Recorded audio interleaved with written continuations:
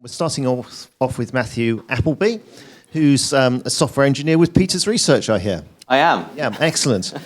He's involved in project managing the new Elevate Online software and leads front-end development. He joined Peter's Research in 2019 and was doing a degree apprenticeship and got a first-class honours, didn't you?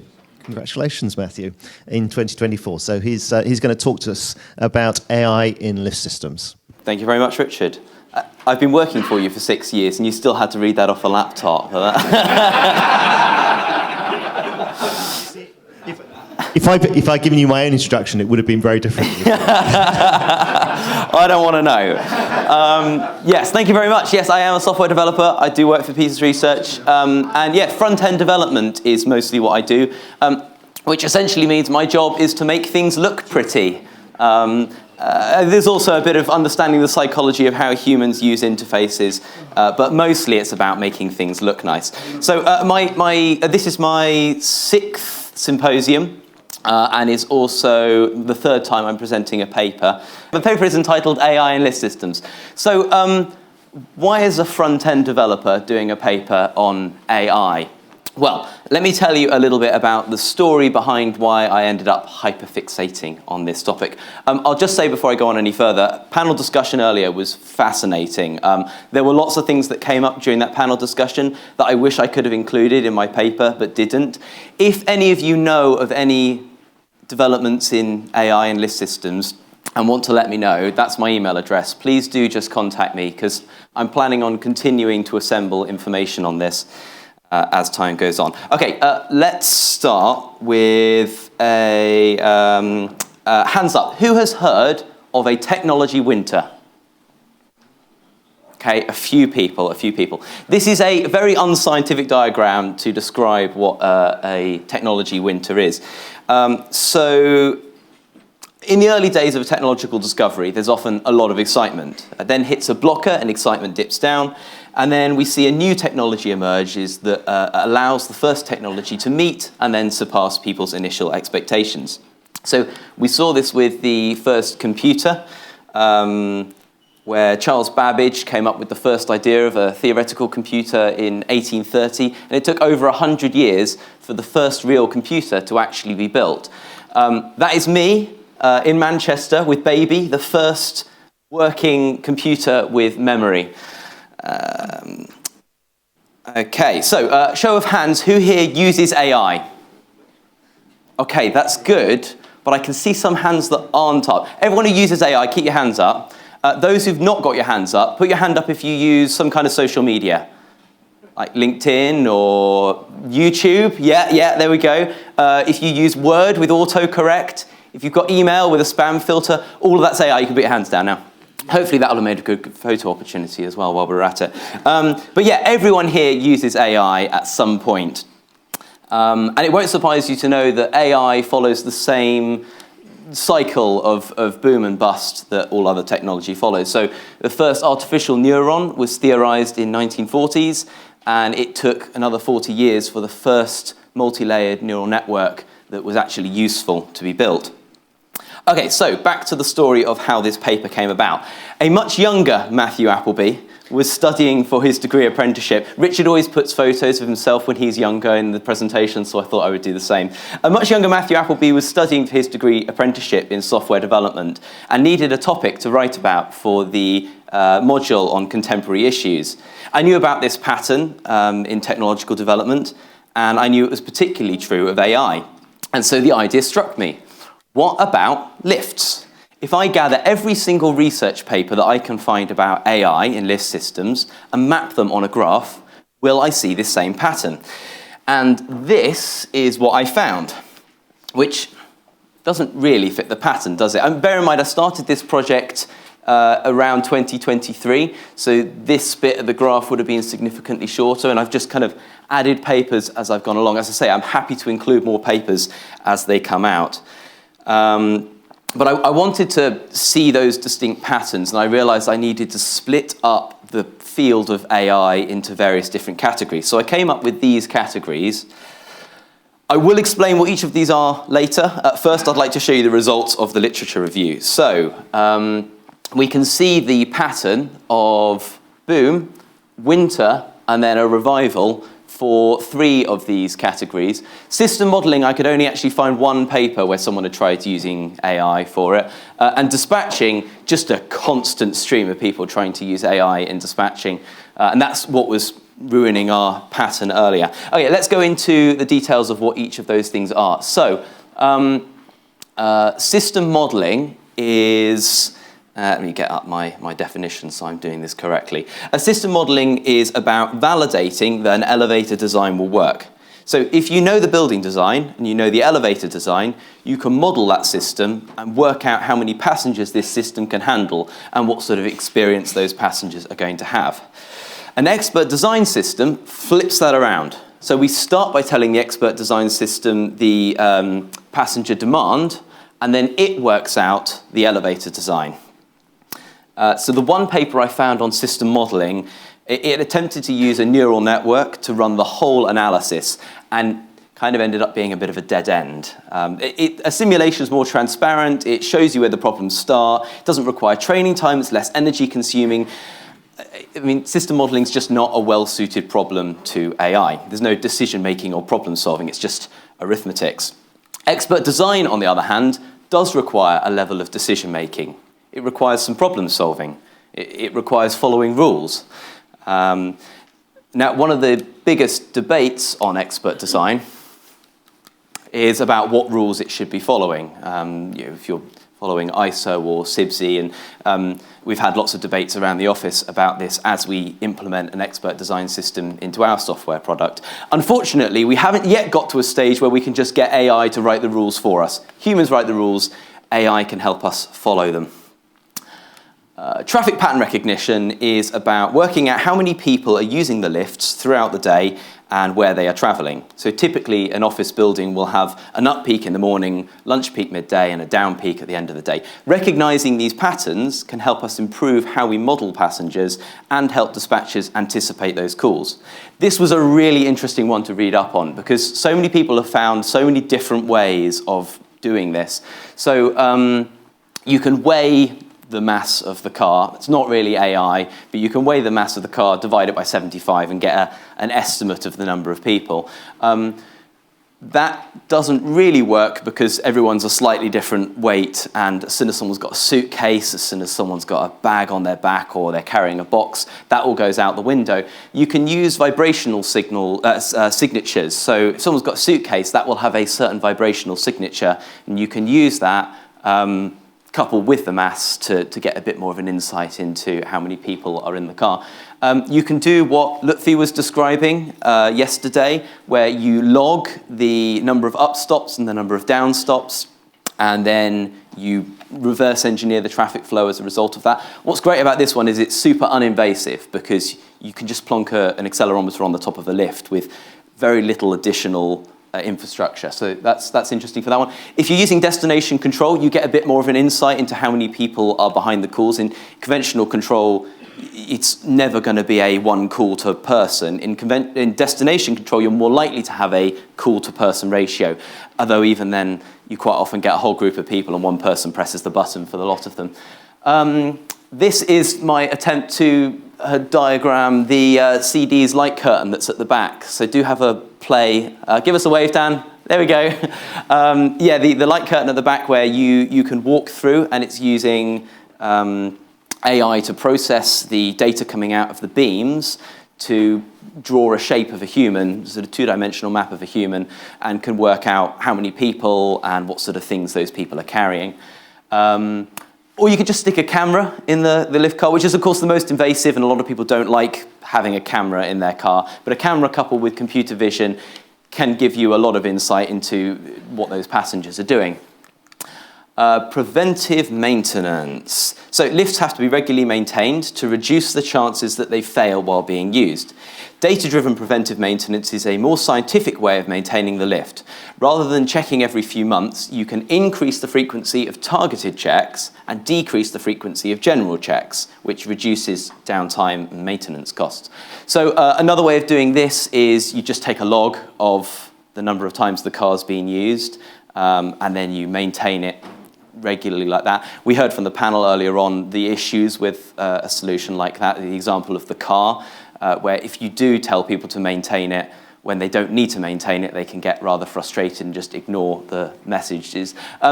Vibrational data, where's Stefan Kazmarczyk? There you are. Stefan's done lots of papers in the past about using vibrational data to understand what's going wrong with lift doors. So the research that Stefan was doing didn't just identify that there was an issue, but it was also locating where that issue was. So if it was a loose screw, as we heard from the example earlier on, it's not just that something's wrong and you need to find it, but there is this screw and this screw is loose. So actually targeting where the problems are. You can use accelerometer data and barometer data to plot the kinematics of the lift car as it goes up and goes down to get an understanding of the ride quality. You can use thermometer. Phil was talking about using a temperature gauge to understand something to do with the car doors failing. Bit of research I found about using resistance. So the lift ropes, the steel lift ropes, you can measure the resistance of those ropes, and as they degrade over time, that signature will change. So you can use AI coupled with a resistor to understand the health of the ropes. Or you can use cameras. We had a paper last year where they were using high-speed cameras looking at lift ropes to again judge the health of those ropes. Really interesting paper on that. A dispatcher is what makes decisions about where a car goes in the building. An intelligent dispatcher, which groups people logically, can make significant improvements to the performance of a lift system. People have tried using pre-trained models as well as models which learn over time. People have used fuzzy logic, they've used neural networks, they've used genetic algorithms. I'm not going to explain what all of those are. It is sort of in the paper if you're interested, but if you're really, really interested in all of this topic, go online. There's so many resources and people far more qualified than I am to explain them. Okay, so let's come back to the timeline. There we go. So for the most part, the winters have been caused by a lack of data, lack of processing power, or lack of prioritization. Just not enough money in that field or interest to prioritize it. But I want us to imagine a world where we didn't have those constraints. We didn't have the constraints of no data, no processing power, no prioritization. We didn't have the constraints of the ethical and the environmental concerns. Let's think about the future. I'll start with a disclaimer. I do not have a crystal ball. I am not a qualified financial advisor. Capital at risk, past performance is no guarantee of future results. This is all speculative. I have no idea what the future holds. But I want you to entertain me for a moment and just imagine a future. Let's set the scene. It's 2030 and you've just had a notification on your phone from your lift consultant. You click it and you watch the latest simulation of the building that you're designing. The consultant used an expert design system, so you know that this will meet all the necessary standards. The simulated passengers are all behaving very realistically, and that's no surprise. They've learned how to behave from data coming out of real-world systems, and each simulated passenger is powered by an AI engine.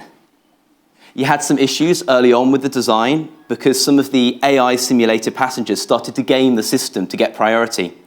Thank goodness you could fix that in the simulation before the building was built. You take one more look at your phone. Fast forward, it's 2035, and you're stood in the atrium of the building, your building. You look down at the same phone you had 5 years ago. You look at the same interface, looking at the same virtual building, but this time it's real. It's displaying the live data from the live lift systems.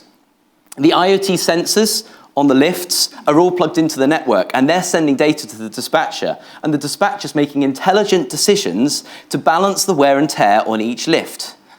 The dispatcher is also aware of train times. It's aware of weather. It's aware of employee KPIs and satisfaction. It's learnt that on rainy days, people go down to the ground floor, and on sunny days, people go upstairs to the roof garden. it preempts this and dispatches accordingly. You see a new notification, something about something wrong with one of the lift doors. Well, that's all right. A mechanic's automatically been informed and is coming to fix it tomorrow. They'll already have the diagnostics, and they'll show up with all the right tools and all the right parts, and they might even come along with one of those augmented reality headset goggles that will take them on a step-by-step on how to do the fix. You put the phone back in your pocket, and you look at all of the people going in and out of the lifts. And you spot a friend of yours who used to really struggle coming to the office due to their visual impairment, but not anymore. They're on their phone talking to an AI assistant, and the AI assistant has just called them a lift. And when the lift arrives, the AI assistant will help guide them towards their lift. And the car will not leave until they are safely inside it and they have told their AI assistant that it's safe to go. You look around at some of the other people coming in and out, and you know that each time they press a button or they step foot in a lift, their behavior is being used to train the next generation of simulations.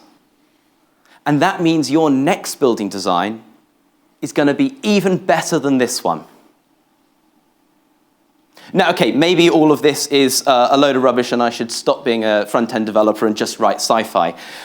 Or maybe all of this will come true, although the timelines are probably well off. We know what timelines are like.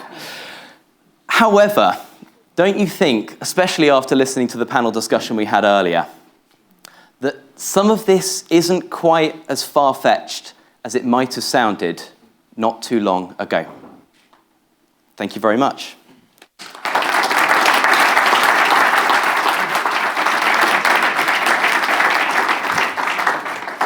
Thank you. Thank you, Matthew. Matthew's available for dramatic production. Everyone. He also plays the guitar really well and does. We could have had him playing at the dinner last night. So anyway, I think we've got probably time for one question. What, over there? Sorry, I can't. I've got the lights. Yeah. Christian. So we do all this learning, we do all this studying, we get a computer to write our algorithms. How do you get over the fact that people are just inherently annoying? Yeah, I mean, I sort of somewhat alluded to part of that where I'm talking about trying to get the passengers so that they have an AI engine behind them. I mean, people will always be annoying. And that's impossible to avoid. It's part of being a human. What I would say is frustrating, particularly being in traffic analysis, is trying to make passengers be just as annoying, like the simulated passengers be just as annoying as real passengers. So I think the answer is less about trying to make your real passengers less annoying and more about making your simulated passengers more annoying so that they're equally as annoying so that we can actually solve these problems before we build the building. Does that go towards answering it? That's great. Yeah, thanks. We'll let Lutfi ask one question. Just because it might be quite amusing.